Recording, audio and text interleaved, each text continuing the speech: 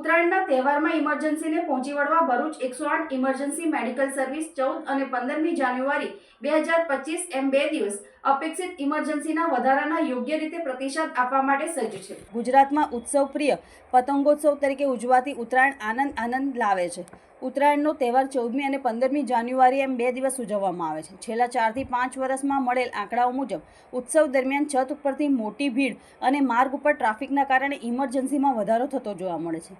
આ ઇમરજન્સીને પહોંચી વળવા ભરૂચ 108 ઇમરજન્સી મેડિકલ સર્વિસ 14 અને 15 જાન્યુઆરી 2025 એમ 2 દિવસ અપેક્ષિત ઇમરજન્સીના વધારાના યોગ્ય રીતે પ્રતિસાદ આપવા માટે સજ્જ બની છે।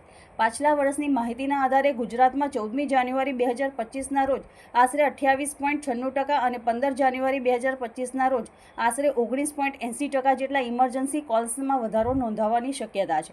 સામાન્ય દિવસોમાં આશરે 3809 જેટલા કોલ નોંધાય છે। 14 જાન્યુઆરી 2025 એટલે કે ઉત્તરાયણના દિવસે આશરે 4912 અને 15મી જાન્યુઆરીના દિવસે 4912 જેટલા કેસો વધારો નોંધાવાની શક્યતા હોવાને કારણે જિલ્લામાં 21 જેટલી 108 એમ્બ્યુલન્સના 90 કર્મચારીઓ તહેવારના દિવસે ખડે પગે હાજર રહી ઇમરજન્સી સેવાઓ ઉપલબ્ધ કરાવશે।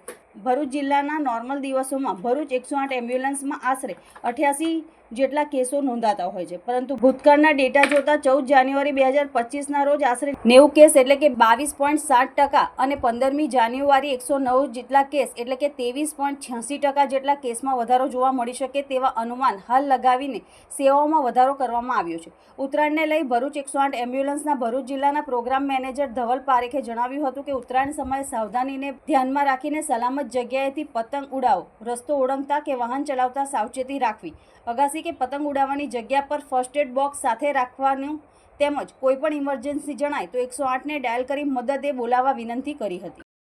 Dhaval Parekh, programme manager 108 emergency service Bharuch. નજીકના દિવસોમાં એટલે કે 14 અને 15ની એમ 2 દિવસ આપણે ઉત્તરાયણ મનાવવા માટે જઈ રહ્યા છે।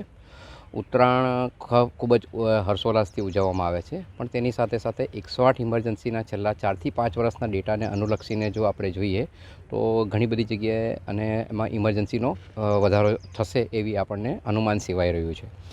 જો આખા ગુજરાતની જો વાત કરીએ તો આખા ગુજરાતની અંદર ટોટલી દરરોજ 3809 જેટલી ઇમરજન્સી નોંધાતી હોય છે, પણ ઉત્તરાયણના તહેવારને અનુસંધાને જો વાત કરીએ તો 14મી જાન્યુઆરીના રોજ લગભગ 28.96% એમાં વધારો થશે એવું દેખાઈ રહ્યું છે, અને 15મી જાન્યુઆરી એટલે કે જે વાસી ઉત્તરાયણ તરીકે ઉજવીએ છીએ તેમાં લગભગ 19.80% વધારો થશે એવું આપણને અનુમાન સેવાઈ રહ્યું છે।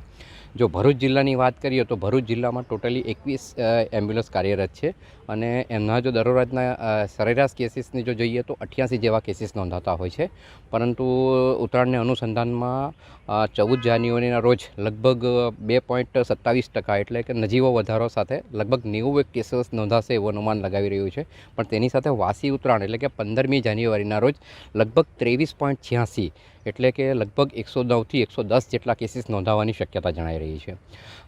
જો ઉત્તરાયણને આપણે ખાસ એની આપણે સેફટીની વાત કરીએ તો ઉત્તરાયણ દરમિયાન જે પણ જગ્યા ફિક્સ છે અથવા સલામત જગ્યાએ એવા જગ્યાએ જ આપણે પતંગ ચગાવવા જોઈએ।